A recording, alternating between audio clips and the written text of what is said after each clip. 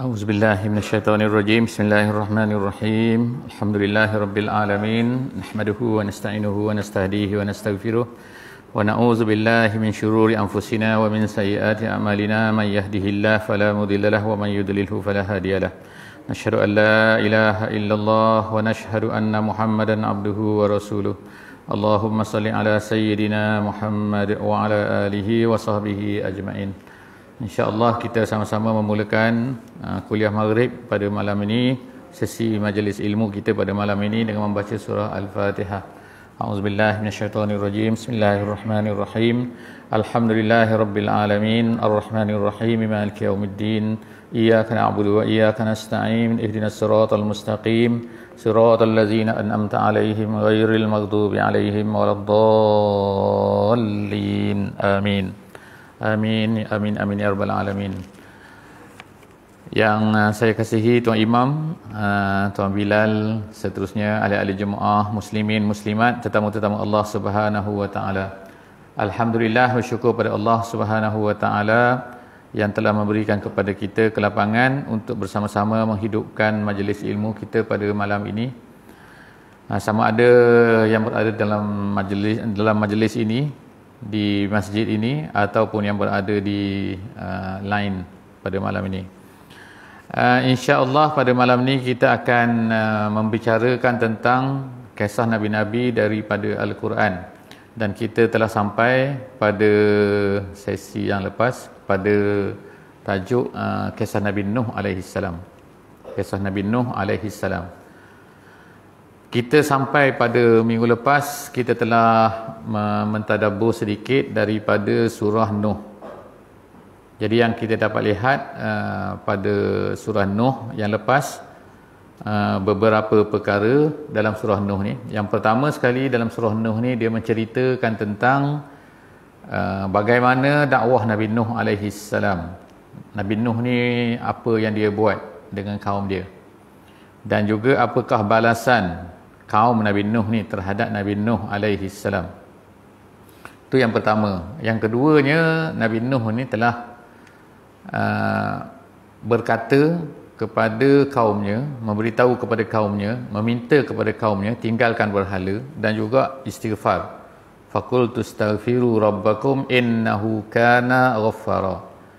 Aku berkata kepada kaumku, beristighfarlah kamu kepada Allah, kerana dengan istighfar itu Allah Subhanahu wa taala akan menurunkan hujan kepada kamu. Jadi Allah Subhanahu wa taala nak beritahu kepada kita melalui kisah Nabi Nuh ini bahawa hujan ini ataupun rezeki daripada langit Allah Taala yang tentukan. Allah Taala boleh beri kepada kita dengan yakin kita, dengan istighfar. Sebagaimana yang disebutkan dalam surah Nuh ni. Maknanya ibadah kita, dekatnya kita kepada Allah, amalan kita dan sebagainya, itu semualah yang boleh menjadikan kita ni mendapat rezeki. Cara mendapat rezeki sebagaimana yang disebutlah oleh orang-orang yang hanya nampak dunia sahaja, ialah dengan cara bekerja. Bekerja memang salah satu yang disuruh oleh Allah Subhanahu wa taala, sebagaimana yang dibuat oleh para sahabat, yang dibuat oleh para nabi, mereka ni bekerja. Tetapi dalam masa yang sama, kita sebagai orang Islam ni ada satu lagi perkara yang Allah Taala nak ajar kepada kita, bahawa dengan kita beramal soleh. Kalau dalam ayat surah Al-A'raf yang kita baca sempena dengan tema ilal hijrah pada tahun ini, iaitu agama terpelihara, negara sejahtera, iaitu ayat Al-Quran surah Al-A'raf ayat 96. Law anna ahlal qura amanu wattaqau lafatahna alaihim barakatim minas sama'i wal ardi walakin kazzabu. Allah Subhanahu wa taala sebut, kalaulah satu negeri itu beriman dan bertakwa, nescaya Allah Subhanahu wa taala akan berikan pintu berkat, akan bukakan pintu berkat. La fatahna alaihim barakatin. Barakat-barakat daripada langit dan bumi. Jadi artinya sebenarnya antara ibadah, antara takwa, antara iman kita kepada Allah dengan rezeki ni memang ada hubungan yang rapat. Perkara ni orang ekonomi moden ataupun orang-orang Smith dan juga grup-grup dia lah, pakar-pakar kapitalis dan sebagainya ni yang buat ekonomi moden ni, dia tidak tahu benda ni. Bagi dia tidak ada, dalam kamus dia tidak ada. Sebab bagi dia ekonomi ni ialah duit, dan cari duit, ada duit akan kaya, akan senang. Jadi dalam kisah Nabi Nuh ni Allah Ta'ala ceritakan perkara tersebut. Jadi Alhamdulillah kita telah sampai kepada habislah cerita tentang kisah Nabi Nuh ni. Dalam cerita surah Nuh ni, malam ni kita akan sambung dengan apabila kaum Nabi Nuh ini disebut dalam ayat surah Nuh yang kita baca, iaitu asau ni, mereka ni engkar, tak nak dengar cakap aku. Maka akhirnya Allah Subhanahu Wa Ta'ala pun menurunkanlah hukuman dia. Tapi sebelum daripada hukuman Allah Ta'ala ni datang, kita sebut hari itu bahawa Allah Subhanahu Wa Ta'ala ni kepada umat-umat yang terdahulu sebelum daripada umat Nabi Muhammad, kalau mereka ni menentang Rasul-Rasul, apabila telah tiba masanya, Allah Subhanahu Wa Ta'ala akan hantar bencana dalam bentuk alam lah, bencana alam dan sebagainya kepada umat itu, dan kemudian akan hapuskan mereka semua. Jadi perkara ni tidak berlaku kepada umat Nabi Muhammad sallallahu alaihi wasallam. Apabila sampai kepada umat Nabi Muhammad, cara ini tidak lagi Allah Subhanahu Wa Ta'ala buat, tetapi Allah Subhanahu Wa Ta'ala akan kekalkan mereka biasa. Tidak mengambil tindakan direct, tindakan tak ambil kepada umat Nabi Muhammad. Sebab umat Nabi Muhammad ini ada satu special dia, iaitu satunya umat akhir zaman dia ni, dan dia akan Nabi kita, Nabi yang terakhir. Jadi apa-apa yang berlaku kepada akhir selepas daripada Nabi ni dah tak ada, Nabi dah wafat, Nabi Muhammad dah wafat dah lebih daripada 1400 tahun. Jadi sekarang ni yang masih tinggal ialah orang-orang yang mengikut Nabi Muhammad, yang kita panggil sebagai umat Nabi Muhammad, pengikut Nabi Muhammad, orang Islam. Dan mereka ni ditugaskan untuk buat kerja apa yang disuruh oleh Allah Ta'ala kepada Nabi Muhammad, iaitu sampaikan agama ni. Jadi kalau umat zaman dulu, time Nabi tu adalah dihancurkan. Firaun dihancurkan, umat Nabi Nuh dihancurkan, umat Nabi Hud dihancurkan, umat kaum Soleh dihancurkan, kaum Lut dihancurkan, semua tu dihancurkan kerana mereka tu menentang Nabi-Nabi. Tapi umat Nabi Muhammad sallallahu alaihi wasallam, Allah Ta'ala tak buat macam tu.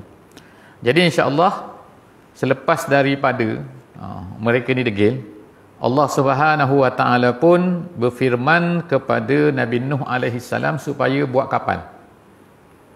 Apa dia? Kita memang tahulah Nabi buat kapal ni. Buat kapal dalam bahasa Arab dipanggil as-safinah kadang-kadang tu. Kadang-kadang dipanggil dalam Quran dipanggil al-fulk. Kadang-kadang dipanggil al-jariyah. Semua tu perkataan yang menunjukkan kepada satu benda saja, iaitu kapal. Kapal Nabi Nuh. Jadi kapal Nabi Nuh ni dalam bahasa Inggeris adalah dia tu Noah, tak tahulah. Orang dalam Bible pun ada benda ni. Sebab itulah orang Kristian pun buat filem-filem dia lah. Yang tak betul tu, filem Noah tu. Jadi Nabi Nuh ni diperintahkan oleh Allah Subhanahu Wa Ta'ala untuk buat kapal. Dalam surah Hud ayat yang ke-37, Allah Subhanahu Wa Ta'ala sebut, a'udzubillahi minasyaitonirrajim, wasna'il fulka bi'ayunina. Allah Ta'ala kata, wahai Nuh, buatlah kapal. Bi'ayunina, ni ikut terjemahan dulu bi'ayunina, dengan mata kami. Tu terjemahan dia. Ayun tu mata. Jadi Allah Ta'ala beritahu dalam surah Hud ayat ke-37, wahai Nuh, buatlah kapal dengan mata kami. Apa benda maksud dia ni? Jadi Nabi Nuh ini dia bukan engineer. Nak buat kapal ni bukan mudah-mudah Tak semua orang pandai buat kapal Kalau kita kata Nabi Nuh ni bila belajar buat kapal, gitu. Jadi dia bukan masuk sekolah perkapalan lah, kita kata. Kapal Nabi Nuh ni bukan perahu kecil, bukan perahu kertas yang kita buat tu dengan kertas A4 tu nak lipat jadi kapal. Tu kapal budak-budak main tu. Bukan boleh duduk orang. Kalau kita nak buat kapal, memang ada teknik dia. Terutama buat kapal-kapal besar lah. Tu Titanic tu berapa lama buat kapal tu Titanic tu? Berapa tahun tu nak buat tu? Kapal besar nak seberang laut ni. Jadi Allah Subhanahu Wa Taala perintahkan kepada Nabi Nuh supaya buat kapal. Kalau ikutnya dalam ahli sejarah kata, sejarah Islam kata, Nabi Nuh macam mana nak buat kapal? Dia ni bukan ahli kapal. Tu yang pertamalah. Yang keduanya, tempat tu bukan laut. Nak buat kapal buat apa kalau ikutnya? Sebab apa tempat ni dikatakan ialah di negeri Iraq. Di negeri Iraq Negeri Iraq ni kalau kita tengok dalam peta lah sekarang ni, dia bukan laut. Negeri Iraq tu sikit je. Yang corok kat bawah tu je laut, ada sikit. Yang hari tu bergaduh di antara Iraq dengan Iran tu. Sampai 1 juta orang mati. Orang Islam lah dua-dua tu. Iran pun Syiah tu. Lawan dengan tu berperang 10 tahun saya rasa mati. Matinya 1 juta lebih. Askarnya dengan orangnya. Tu berebut tempat tu lah. Tempat minyak. Jadi situ sajalah tempat yang ada laut. Yang lain daripada tu, negeri Iraq ni dia tak ada laut. Dia ada sungai je. Dia ada 2 sungai yang besar, iaitu Sungai Furat dengan Sungai Dajlah. Itu dalam bahasa Arab lah. Dalam bahasa Inggeris dipanggil Euphrates dengan Tigris. Tapi dalam bahasa Arab dipanggil Bainal Furat wa Dajlah. Sungai tu 2 sungai tu. Jadi 2 sungai tu dia besar sungai tu. Sungai tu mengalir daripada negeri Turki dan juga negeri Syria. Jadi tempat tu kira bukan laut lah. Jadi Nabi Nuh ni dikatakan kawasan tu. Jadi maknanya tengah-tengah, macam kita kata tengah-tengah darat lah. Tengah-tengah darat. Bukan macam kita ni laut dekat dah. Laut kita ni berapa kilometer je. Ni kalau tengah-tengah laut dekat dengan Bak Kelalan benda tu. Saya pun tak pernah pergi tengok peta je. Bak Kelalan ni. Bak Kelalan tengah-tengah bukit dekat dengan sempadan Indonesia daripada sini tu. Itu jauh sebenarnya. Jadi tiba-tiba Allah Subhanahu Wa Taala suruh Nabi Nuh buat kapal. Ini yang pelik sikit. Tapi Nabi Nuh ini bila Allah Taala suruh dia akan buat. Ini maknanya ialah keyakinan Satu benda nak kata keyakinan Nabi ni macam tu. Nak ajar kepada kita bahawa satu benda ni kadang-kadang walaupun kita tak nampak hikmat dia, kebaikan dia dan segala-galanya, apa faedahnya kepada kita, apabila Allah Subhanahu Wa Taala perintahkan kita untuk buat sesuatu benda, sepatutnya kita kena buat. Kita patut ikut. Walaupun kadang-kadang kita tak tahu hikmah dia. Sebab Allah Taala tak akan suruh kita satu perkara yang mana perkara tu sia-sia. Mesti ada sebab. Jadi Nabi Nuh ni dia patuh kepada perintah Allah Subhanahu Wa Taala. Kita pun insya-Allah sebagai orang Islam, salah satu daripada sifat kita Islam ni maknanya patuh maknanya. Bahasa Arabnya Islam. Aslama yuslimu Islam. Orang yang patuh. Jadi sebagai orang yang patuh sepatutnya kita akan ikutlah apa yang Allah Taala suruh. Nabi Nuh pun buat kapal. Macam mana dia nak buat kapal? Dia bukan ahli perkapalan. Jadi sebab itulah adanya perkataan sini bi'ayunina. Bi'ayunina ni terjemahannya dengan mata kami. Mata macam mana pula mata? Maksud dia ialah dengan ajaran daripada Allah Subhanahu Wa Taala. Maknanya Allah Taala ajar Nabi Nuh ni nak buat kapal macam mana? Nak pakunya macam mana, nak buat ni. Bukan mudah nak buat kapal Buat kapal dengan kayu lah masa tu kan, bukan plastik bukannya logam, bukannya besi, bukan apa. Jadi dibuat dengan kayu. Dia ambil mana kayu tu, wallahu a'lam bissawab, tidak disebutkan.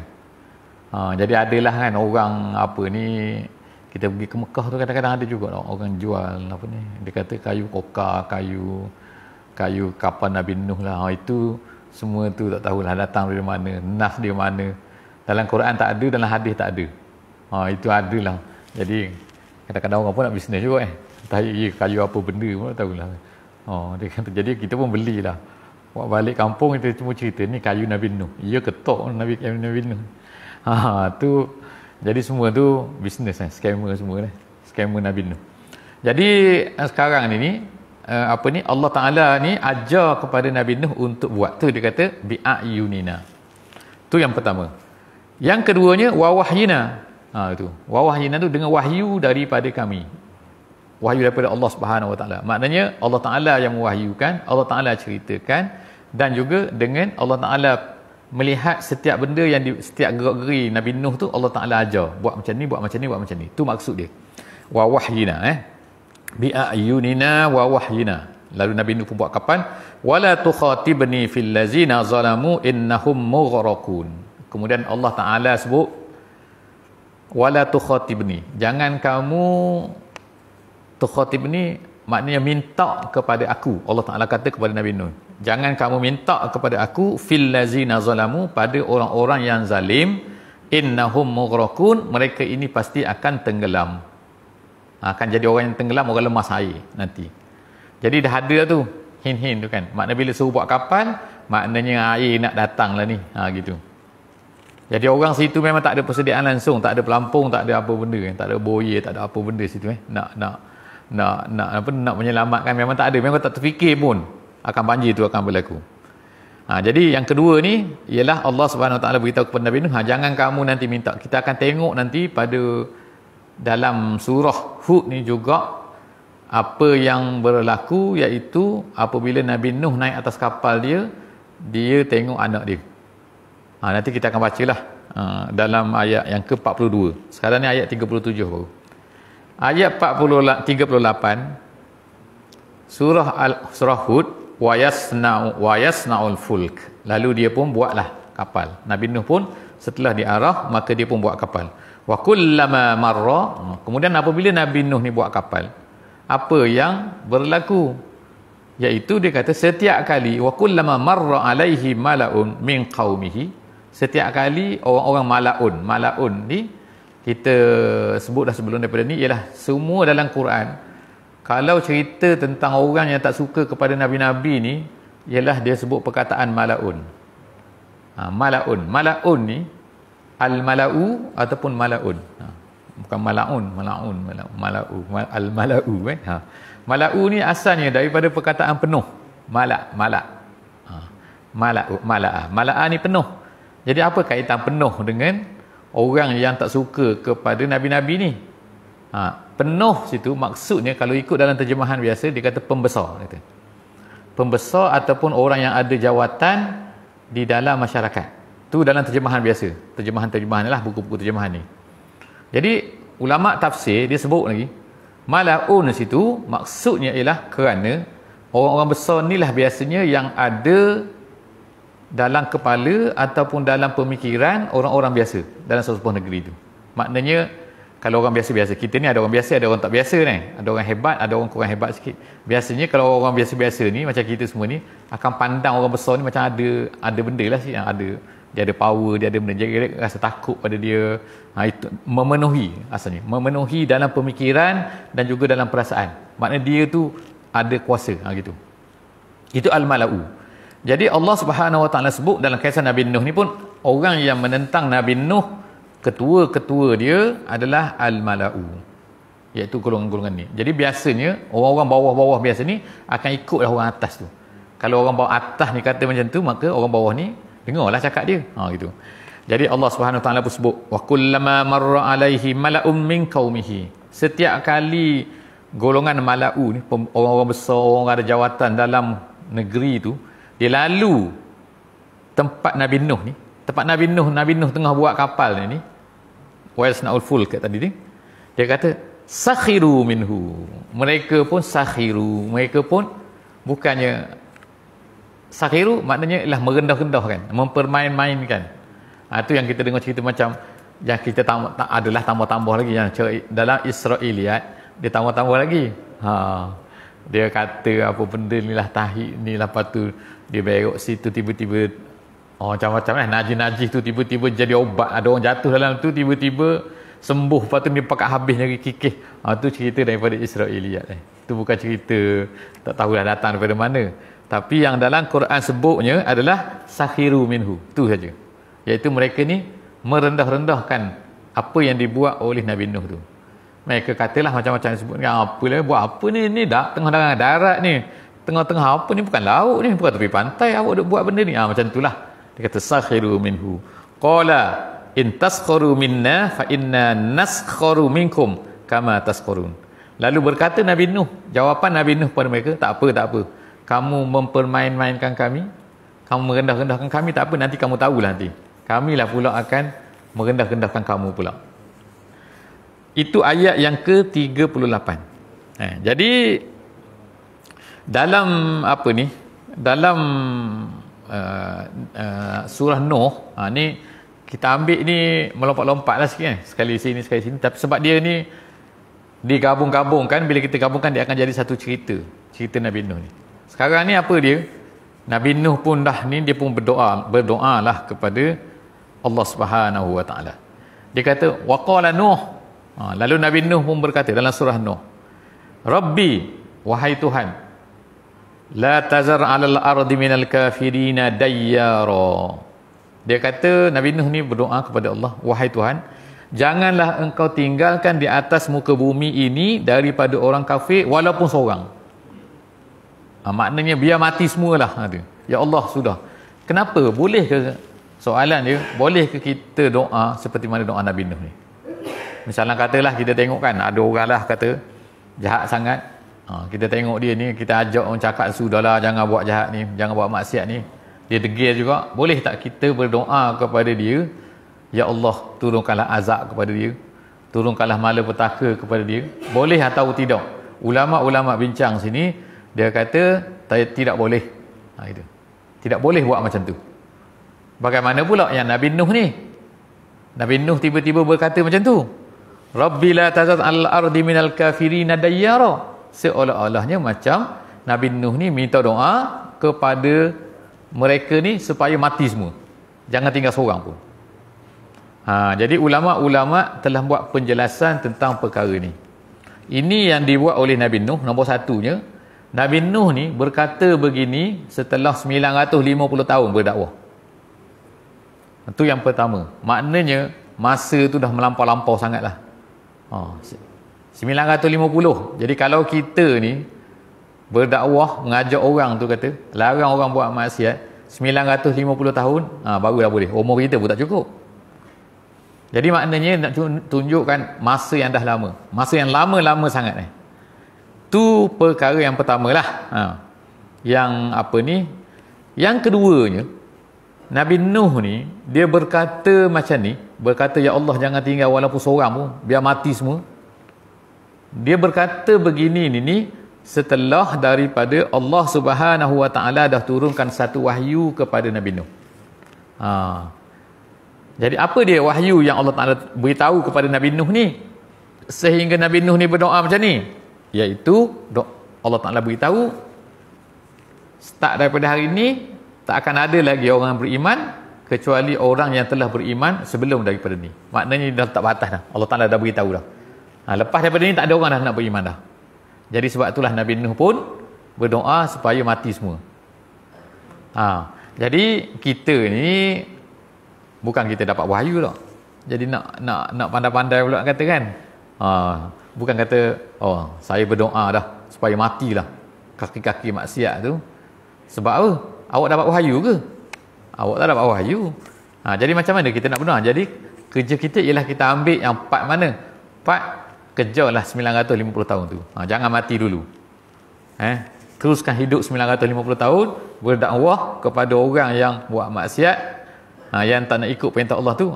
Dah sampai 950 tahun, barulah boleh kita ni nak berdoa macam Nabi Nuh alaihi salam. Jadi Nabi Nuh ni dia berdoa begitu, ada reason dia, ada sebab dia. Kenapa Nabi Nuh berdoa begitu? Dia kata Nabi Nuh ni dalam ayat 27. Nabi Nuh kata, innaka intazarhum yudillu ibadak wala yalidu illa fajiran kafara. Tu akhir surah Nuh. Habis surah Nuh situ. Iaitu Nabi Nuh beri sebab, bagi alasan, bagi reason kenapa dia berdoa macam tu.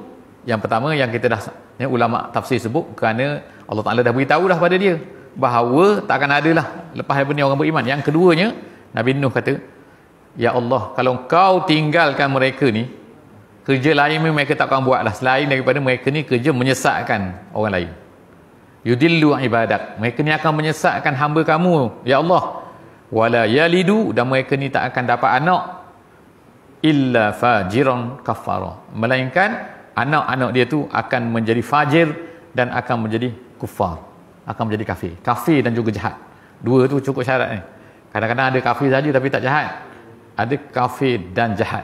Ni fajiron kafara. Jadi kesimpulan daripada sini ialah maknanya orang ni dalam ayat ni dari ayat 27 yang alasan Nabi Nuh tadi tu ialah disebut bahawa anak-anak orang kafir ni kalau tidak ada dakwah, tidak ada apa, dia akan ikut ayah dia.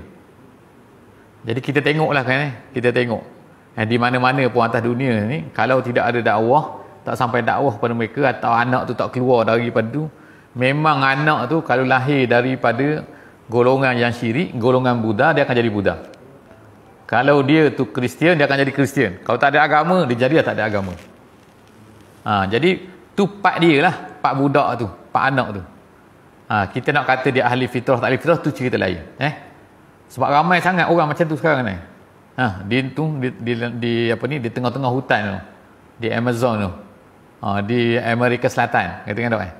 Ataupun di Amerika Tengah ke, Amerika tepi ke, ataupun macam-macam. Mereka ni kalau dakwah tak sampai kepada mereka, mereka biasanya akan jadi akan ikut agama. Jadi sebab itulah kita tengok anak orang Hindu dia akan jadi Hindu, anak Kristian jadi Kristian, anak orang tak ada agama jadi komunis. Yang disebut oleh Nabi Nuh ini, wala yalidu illa fajiran kafara. Dia tak akan melahirkan melainkan anak-anak yang fajir dan juga yang kufar. Jadi sekarang ini tu ceritalah Nabi Nuh selepas daripada dia berdoa semua, kapal ni dah ada. Bentuk kapal ni macam mana, wallahu alam bissawab. Tapi Allah Taala tak sebut dalam Quran macam mana bentuk kapal dia, saiz dia besar mana. Ada orang pergi gali sana di bukit di Turki tu, dia jumpalah satu tempat, dia kata ni dia kapal Nabi Nuh. Tempat Nabi Nuh mendarat di atas bukit Ararat, atas bukit Judi, dia kata. Bukit Judi ni kalau ikut dalam bahasa Arab ada dua, satunya di Turki, satunya di Iraq. Jadi bergaduh pula, berbalah pula. Di mana tempat Nabi Nuh mendarat ni? Itu jadi biarlah. Allah Ta'ala tak sebut di mana, tapi Allah Ta'ala sebut dalam Quran nama bukit Judi. Jadi kemudian orang pakat letak nama pula. Dia kata bukit ni nama Judi, dia letak nama Judi, jadi Judi, gitu. Judi macam ni. Allah tak sebut dalam Quran, kita akan baca sekejap lagi. Kapal Nabi Nuh ni satu saja disebutkan dalam Quran, iaitu kapal ni ialah Allah Ta'ala sebut wa hamalna ala zati alwahin wa dusur. Tu saja perkataan yang Allah Ta'ala sebut dalam Quran. Kami telah hamalnahu, kami telah letakkan Nabi Nuh. Maknanya bawa Nabi Nuh tu di atas kapal ala zati alwahin, di atas kapal yang mana terdiri daripada kayu-kayu. Itu alwah. Alwah maknanya kayu, wa dusur maknanya paku.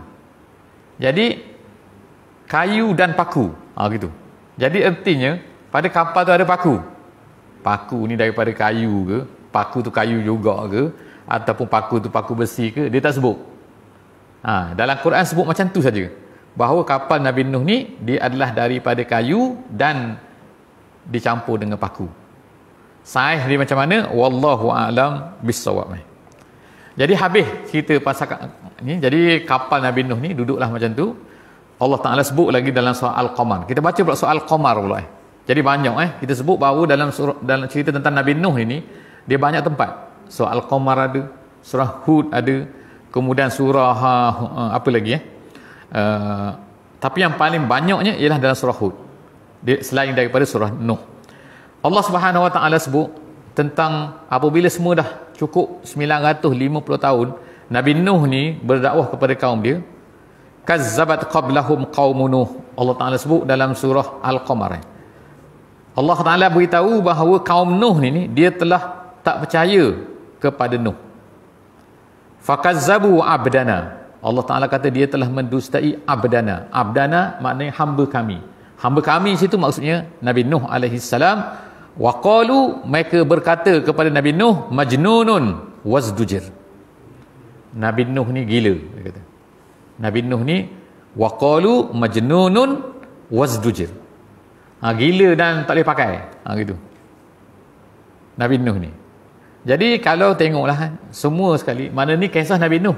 Orang zaman Nabi Nuh antara Nabi Nuh dengan Nabi Muhammad sallallahu alaihi wasallam lebih kurang 5,000 tahun. 5,000 tahun, 6,000 tahun. Jarak masanya. Maknanya kalau lah Firaun ni, Nabi Musa baru 3,000 tahun, 3,000 4,000 tahun. Kita ni, ini menurut ahli sejarah Islam lah. Ada yang kata lebih lagi. Wallahu a'lam bissawab lah. Kita pun tak kira ni. Tapi menurut setengah tu dia kata ialah antara 5,000 6,000 tahun. Antara kita dengan Nabi Nuh AS. Dengan Nabi Muhammad baru 4,000 tahun. Bukan baru, dah 4,000 tahun. 4,000 tahun. Antara Nabi Nuh dengan Nabi Muhammad sallallahu alaihi wasallam ini ada banyak nabi-nabi dan rasul-rasul. Yang Allah Taala cerita dalam Quran, semua sekali umat-umat nabi-nabi rasul-rasul ni mereka ni tak percaya. Majoriti tak percaya kepada rasul-rasul ni. Dan mereka tuduh dengan tuduhan yang sama saja. Satu label yang sama, iaitu gila. Bukan gila. Kalau gila tu banyak gila. Tu banyak gila, banyak sangat. Tu style orang Malaysia sebut gila-gila. Sekarang ni gila ni gila, majnun. Jadi majnun. Jadi tuduhan majnun ini maknanya kalau ikut kita lah tak ada lagi orang tuduh kita gila tak. Kalau ikutnya lah kan. Jadi ulama kata, kalaulah kita ni orang tak tuduh gila, bermakna kita ni tak buat kerja gila-gila. Gitu. Sebab sampai orang tuduh gila tu, maknanya dia buat kerja sungguh-sungguh lah tu. Buat kerja sungguh-sungguh, maknanya sampaikan agama, sampaikan agama, sehingga orang akan kata gila dia ni. Orang tak kata lagi kita gila tau. Sebab kita ni tak buat kerja gila-gila. Jadi Nabi Nuh ni dia kata waqalu majnunun wazdujir. Nuh ni gila, dia kata. Fada'a rabbahu. Lalu Nabi Nuh pun berdoalah kepada Tuhannya. Anni maghlubun fantasir. Dia kata, Nabi Nuh pun berdoa, ya Allah, aku ni maghlub. Maghlub ni dikalahkan maksud dia. Asal makna dia. Dikalahkan maknanya ialah memang orang tolak. Dakwah aku ditolak. Orang kata macam-macam kepada aku. Maknanya orang dah boykot dia. Orang dah buat macam-macam. Label dia macam-macam. Jadi Nabi Nuh akhirnya berdoa kepada Allah, fantasir. Fantasir maknanya daripada nasara, maknanya tolong. Maka tolonglah aku ya Allah. Sekarang ni, tapi dia minta tolong ni selepas 950 tahun. Bukannya hari pertama tu minta tolong terus. Kan? Sebab apa minta tolong ni? Sebab Allah Subhanahu Wa Taala dah janji. Dah janji kepada nabi-nabi dan juga rasul-rasul. Semua nabi-nabi dan rasul-rasul Allah Taala sebut dah bahawa menjadi kepastian Allah Subhanahu Wa Taala akan tolong orang-orang yang beriman. Allah Ta'ala akan tolong orang yang beriman, itu pasti dah. Cuma hari ni kita tengok orang tak tolong. Allah tak tolong pun macam Allah Ta'ala tak tolong. Kita kata kita orang beriman. Apabila macam tu, maka kita mungkin ulama kata kita kena check dulu. Kita ni beriman tapi takut-takut kita ni tidak menunaikan iman kita. Kadang-kadang iman juga tapi tak berapa betul. Gitu. Jadi kalau tengok peperangan Badar, tengok peperangan Uhud, tengok peperangan Nabi kita sallallahu alaihi wasallam masuk peperangan, semua menang. Semua menang kecuali satu saja yang kalah mula-mula, iaitu peperangan selepas daripada Fatu Makkah. Iaitu peperangan melawan dengan orang-orang Taif. Dia kalah situ. Bila cek-cek rupa-rupanya kalah. Kenapa? Sebab mereka pada masa itu rupanya ada perasaan tak betul, iaitu hari Hunain nama dia, peperangan Hunain. Dan sebut dalam Quran, wa yauma Hunain iz a'jabatkum kasratukum. Pada hari Hunain kamu ni rosak jiwa, hati-hati kamu ni rosak sebab kamu dah mula bergantung dengan orang, dengan kekuatan. Iz a'jabatkum kasratukum. Sebab peperangan Badar, Uhud, Ahzab, semua tu, Fatuh Makkah, semua tu orang Islam lebih sedikit bilangan dia daripada orang kafir. Dalam peperangan Hunain, pertama kali orang Islam lebih ramai daripada orang kafir. Peperangan Hunain. Bila mereka ni ramai, orang Islam mula perasaan mereka tak betul. Perasaan mula mereka ni rasa bahawa kita akan menang hari ni sebab kita ramai. Akhirnya Allah Ta'ala balas mereka dengan kalah dalam peperangan Hunain tu pada pusingan yang pertama. Sebab lari semua. Jadi nak tunjukkan bahawa kita ni Kita ni akan ditolong oleh Allah. Jangan takut. Orang Islam kalau betul Islam dia akan ditolong oleh Allah Ta'ala. Walaupun mungkin dalam pusingan pertama mungkin kalah, tapi akhirnya orang Islam akan menang.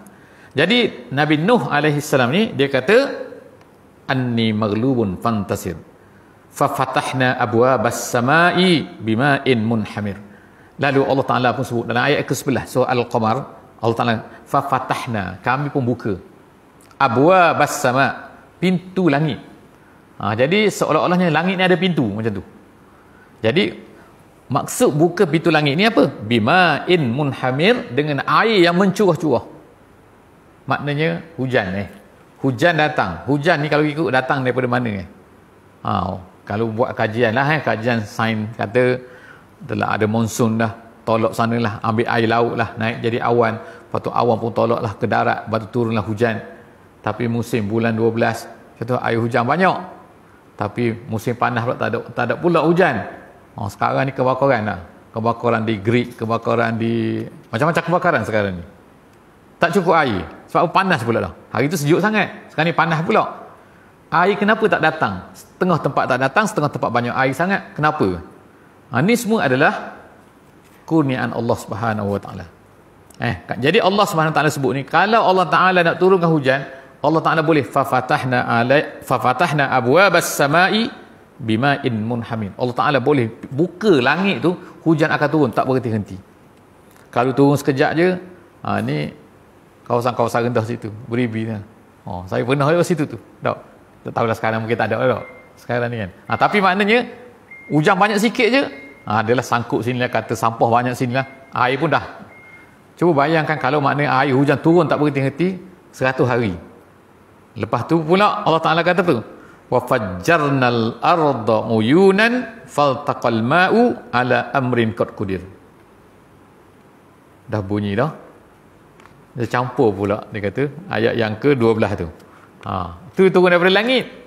Yang daripada bumi pula Allah Ta'ala sebut nama fajjarna. Wa fajjarna. Fajjarna ni apa makna dia? Insya-Allah kita sambung minggu depan insya-Allah. Aku qouli hadza wa astaghfirullahal azim li wa lakum. Apa yang baik itu daripada Allah, apa yang kurang daripada saya, insya-Allah moga-moga Allah Subhanahu Wa Taala akan berikan sedikit insya-Allah kefahaman daripada ayat yang telah kita baca sebentar tadi. Aku qouli hadza wa astaghfirullahal azim li wa lakum. Bismillahirrahmanirrahim. Wal 'asri innal insana lafi khusr illa allazina amanu wa 'amilus solihat wa tawasaw bil haqqi wa tawasaw bis sabr. Wassalamualaikum warahmatullahi wabarakatuh.